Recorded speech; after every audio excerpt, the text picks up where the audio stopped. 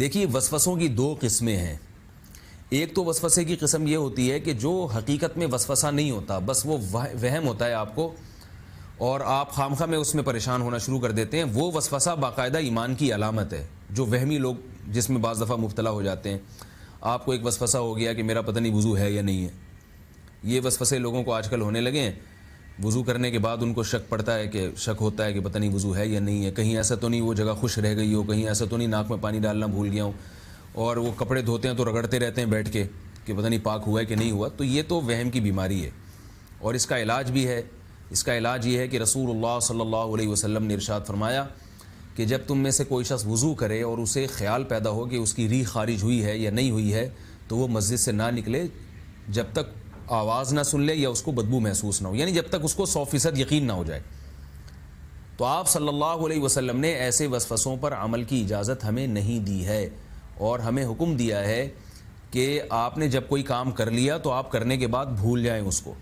فقہا نے اس حدیث کی تشریح میں بیان کیا ہے کہ اگر آپ نے وضو کیا، اب آپ کو شک ہے کہ پتہ نہیں میرا وضو قائم ہے یا ٹوٹ گیا ہے، تو جب تک آپ کو وضو کے ٹوٹنے کا یقین نہ ہو اور یقین اتنا ہو کہ آپ قسم اٹھا کے کہہ سکیں کہ میرا وضو ٹوٹ گیا ہے، اس وقت تک آپ کا وضو شریعت میں باقی سمجھا جائے گا.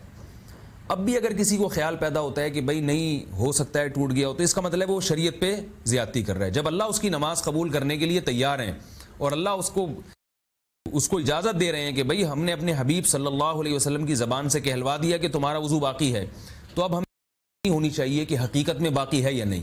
ہمیں تو اپنی نماز اللہ کے ہاں قبول کروانی ہے. تو جب اللہ اس نماز کو نماز مان رہے ہیں تو اس میں ہمیں پھر وہم کی اجازت نہیں ہے.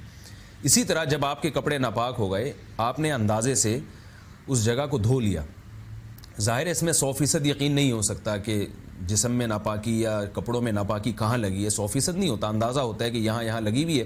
تو آپ اندازے سے اس جگہ کو دھو لیں اور اس کے بعد بھول جائیں. بار بار اس جگہ کو چیک کرنا کہ شاید یہاں لگی ہو، شاید وہاں رہ گئی ہو، یا میں نے دھویا ہو تو کہیں چھینٹ نہ پڑ گئی ہو. ایسی چیزوں سے بھی انسان وہمی بن جاتا ہے، پاگل ہو جاتا ہے. تو اس میں بھی ہمیں اجازت نہیں ہے کہ اتنا غور و فکر سے کام لیں.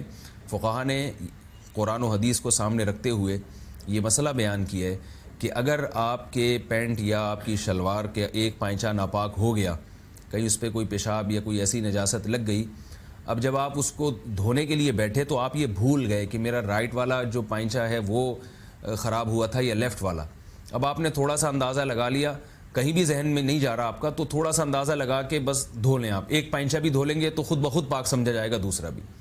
حالانکہ ممکن ہے آپ نے دھونے میں غلطی کی ہو، لیکن چونکہ آپ اس سے زیادہ کے مکلف نہیں ہیں اور یہ بھی ضروری نہیں ہے کہ اب اس وہم میں کہ یہاں ناپاکی لگی ہو تو ایسا نہ ہو تو میں وہ والی جگہ دھو لوں تو آپ کو پورا کپڑا دھونا پڑے گا. تو شریعت نے آپ کو اس ٹینشن سے بچایا ہے کہ ایک اندازے سے آپ ایک جگہ دھو لیں. اگر وہ جگہ بالفرض نہیں بھی تھی تو بھی اللہ آپ کی نماز کو قبول کر لیں گے، آپ کے لباس کو پاک سمجھا جائے گا. رسول اللہ صلی اللہ علیہ وسلم کیا کرتے تھے؟ حدیث میں آتا ہے آپ صلی اللہ علیہ وسلم جب پیشاب فرماتے تو اس کے بعد آپ صلی اللہ علیہ وسلم پانی کی چھینٹیں مار لیا کرتے تھے اپنے ازار پر. اس لیے کہ بعض دفعہ یہ ہوتا ہے کہ آپ جب پیشاب کر کے فارغ ہوتے ہیں تو اس وقت آپ کو تسلی ہوتی ہے کہ پیشاب کے قطرات آنا ختم ہو گئے، بند ہو گئے. پھر آپ جب نماز پڑھتے ہیں تو پھر شیطان آ کے وسوسے ڈالتا ہے دماغ میں کہ پیشاب کا قطرہ نکل رہا ہے. حالانکہ یقین نہیں ہوتا، لیکن اس وہم کی وجہ سے آپ کی نماز خراب ہوتی ہے، آپ کا دل نہیں لگتا نماز میں. تو آپ صلی اللہ علیہ وسلم نے اس کا حل یہ بتایا کہ بھئی اپنے ازار پہ پانی کی چھینٹیں مار لو، اور آپ صلی اللہ علیہ وسلم نے خود عمل کر کے دکھایا تاکہ بعد میں جب آپ ازار دیکھیں اور اس پہ گیلا پن دیکھیں تو آپ کو یہ احساس ہو کہ بھئی یہ تو میں نے خود چھینٹیں ماری تھی. تو یعنی اپنے آپ کو بھی وہمی ہونے سے بچانے کے لیے آپ صلی اللہ علیہ وسلم نے اس بات کا حکم دیا ہے. یعنی لوگ تاکہ اپنے آپ کو وہمی ہونے سے بچائیں. حالانکہ آپ صلی اللہ علیہ وسلم کو تو وہم کا مرض کا تصور ہی نہیں ہے، لیکن امت کو تعلیم دینے کے لیے.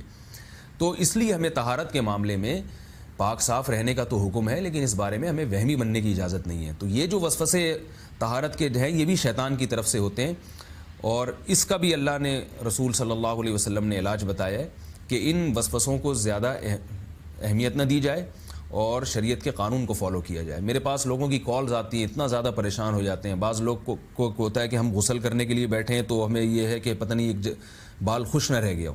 اس میں ایک دلچسپ واقعہ بھی ایک عالم نے سنایا. وہ کہتے ہیں کہ ایک مولانا صاحب تھے، عالم تھے، ان کو یہ وسوسے کی بیماری ہو گئی. وہ جب وضو کرنے کے لیے بیٹھتے تھے تو ان کو یہ تسلی نہیں ہوتی کہ پتہ نہیں وضو ہوا ہے کہ نہیں ہوا. تو تو کئی کئی گھنٹے لگا دیتے تھے وہ.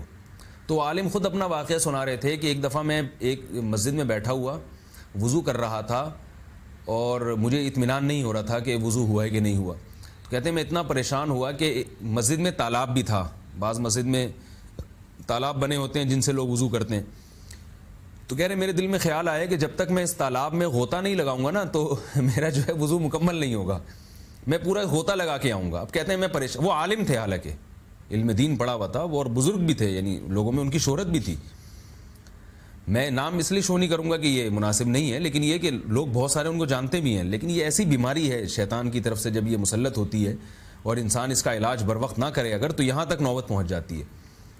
تو وہ کہنے لگے کہ میں نے کیا کیا کہ اب میں نے کہا کہ اگر میں سب کے سامنے اس حوض میں غوطہ لگاؤں گا, ڈبکی لگاؤں گا, تو لوگ کیا بولیں گے, بھئی یہ پاگل ہو گئے.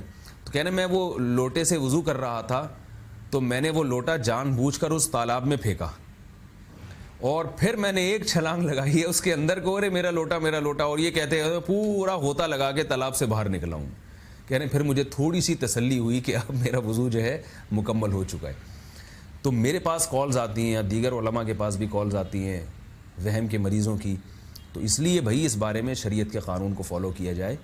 یہ بات درست ہے کہ غسل میں یا وضو میں ایک بال کے برابر بھی جگہ خشک رہ گئی تو نہ غسل ہوگا نہ وضو ہوگا, لیکن یہ ذہن میں رکھ لیں کہ علماء نے یہ بھی مسئلہ بیان کیا ہے کہ اگر آپ نے 3 دفعہ اپنا چہرہ دھو لیا تو اب ایک بال کے برابر بھی جگہ خشک نہیں رہتی. اگر آپ کو یہ شک ہو رہا ہے کہ رہ گئی ہے تو یہ آپ کے پاگل ہونے کی دلیل ہے, یہ آپ کے وہمی ہونے کی دلیل ہے.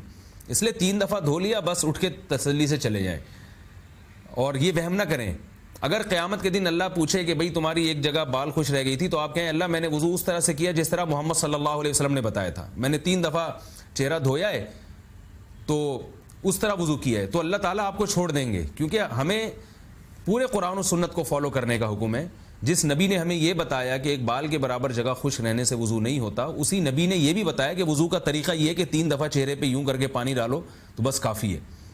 امام زین العابدین جو حضرت علی رضی اللہ تعالیٰ عنہ کے پوتے تھے, بہت بڑے بزرگ تھے, حضرت حسین رضی اللہ تعالیٰ عنہ کے بیٹے, ان کا کتابوں میں واقعہ لکھا ہے کہ انہوں نے جب احادیث سنی کہ پیشاب کی چھینٹوں سے جو نہیں بچتا اس پہ عذاب قبر ہوگا, یہ بالکل صحیح حدیث ہے. رسول اللہ صلی اللہ علیہ وسلم نے فرمایا استنزہوا من البول فإن عامۃ عذاب القبر منہ, فرمایا پیشاب سے احتیاط کرو اس لیے کہ اکثر عذاب قبر پیشاب سے احتیاط نہ کرنے کی وجہ سے ہوتا ہے. یعنی جو لوگ پیشاب کی چھینٹوں سے اور پیشاب کی ناپاکی سے بچنے کا اہتمام نہیں کرتے ان کو عذاب قبر ہوتا ہے.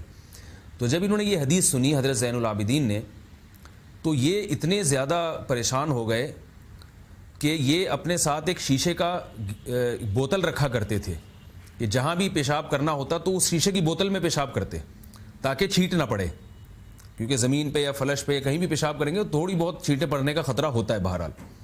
تو حضرت زین العابدین کیا کرتے تھے, وہ شیشے کی بوتل رکھتے تھے اور اس میں پیشاب کیا کرتے تھے. کچھ دنوں کے بعد پھر خود ہی عمل چھوڑ دیا.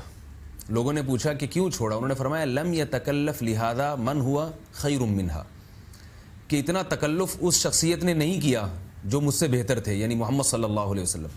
یعنی جس نبی صلی اللہ علیہ وسلم نے پیشاب کی چھینٹوں سے بچنے کا حکم دیا تو انہوں نے کیوں شیشے کا برتن نہیں رکھا.